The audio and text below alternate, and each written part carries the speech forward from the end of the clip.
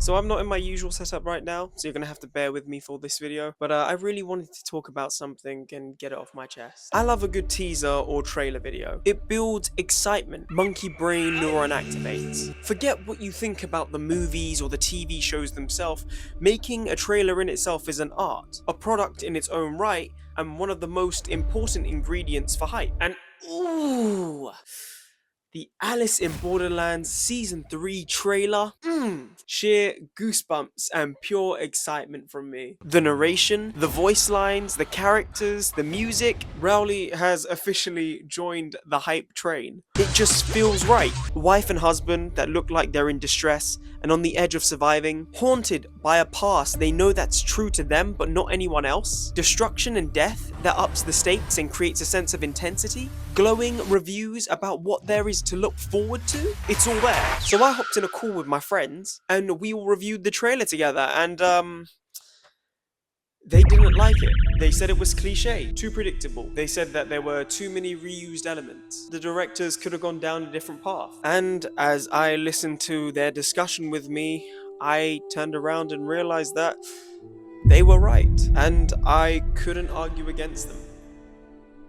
So then tell me, why was I so immersed in the trailer? Why did I enjoy it so much? I was immersed.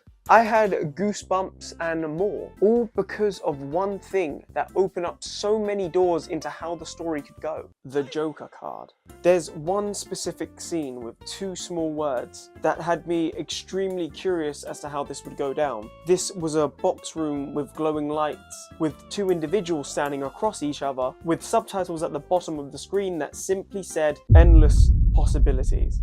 Ooh. It's so cool, I get shudders thinking about it. The whole ending season is about this one card, the Joker card. See, in your standard deck of cards, the Joker card itself is often used as a wild card, meaning it can represent any other card in the deck to either help form a winning hand or to meld. It can also be the highest ranking card in some games like Euchre. The Joker's role and value aren't consistent and depend on specific rules of the game being played. Yet, in the context of tarot cards, the Joker, if included, typically represents new beginnings, spontaneity, and a lot of potential for change. Though this is where things get worse, it can also symbolize chaos, unpredictability, and the unexpected. Some decks associate the Joker card with something as folly, a wild card, or even the person receiving the reading. We already know from character lines that our main characters have been hallucinating over and over again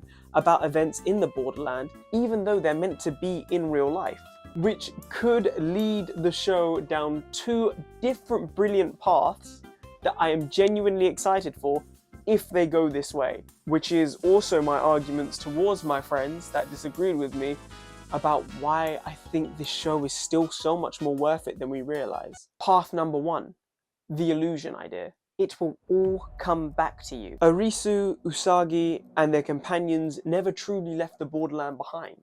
Their escape was fate. Their current reality and their resumed lives are intricate illusions constructed in their own minds, a sophisticated psychological preparation for the next round of games. Then, the comfort of normality slowly cracks, and subtle discrepancies appear here and there, this being in their daily experiences, signaling something is deeply wrong. Memories from all the previous games start seeping through into their daily lives. You know, initially as some sort of deja vu, or as vivid dreams, then escalating into the real world, then escalating into waking hallucinations. But obviously, these visions aren't mere illusions, but fragments of reality. Their subconscious fighting against their engineered lives. Ultimately, each character faces a moment of reckoning, to either accept the comforting lie, or to confront the harrowing truth that they never really escaped.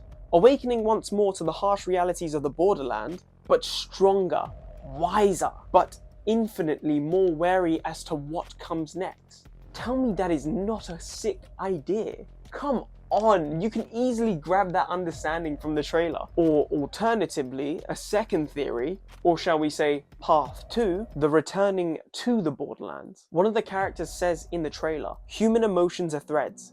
Tug on them and they always respond. Arisu and Usagi have genuinely escaped the Borderlands. Congratulations, good on them. And they've begun to rebuild their lives, finding solace in their newfound peace. However, their tranquility is shattered when a mysterious, powerful individual from somewhere, maybe a former player who survived the Borderlands, emerges with malevolent intentions. Having discovered a method to re-enter the Borderlands deliberately, as we know it's an area between life and death, the antagonist uses Usagi as leverage, placing her in a precarious state between life and death, thus compelling Arisu's return. He or she, the malevolent figure in this case, manipulates Arisu, forcing him back into the world to achieve a hidden, sinister objective of theirs, perhaps seeking control of the Borderland itself, or vengeance for past grievances, something along those lines. I don't know, it's still a bit cryptic in the trailer, like it doesn't fully give you all the information,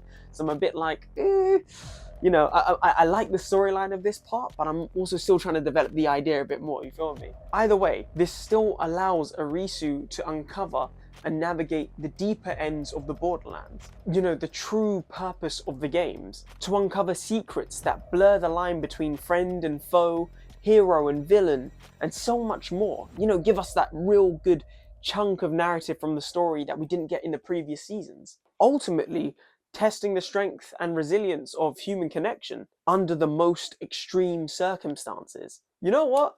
Tell Shinsuke Sato to hand over the keys on this one. Tell Haro Aso that I've got this one. They can take a break. Let me write on season 3. Like, I already know that we've gone through the production progress and everything else, hence it's a trailer. But I have too many ideas about how this can go down. I'm too good at this, man. I should also be writing on the script. I can't believe they didn't shout me for this one. Anyways, those have been my theories, you know, developing on the plot with some friends of mine, without knowing the manga, of course. Discuss your thoughts in the comments below. Let's hug, fight, you know, have a back and forth about what we think is going to happen next and what ideas we have about the upcoming season. I personally am really looking forward to this. Just everything feels right. Hopefully this won't turn out like Squid Games and have all the other controversy against it.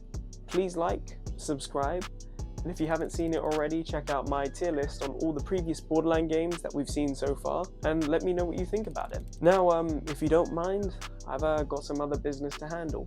I'll see you guys in the next one. Thanks for watching. Peace.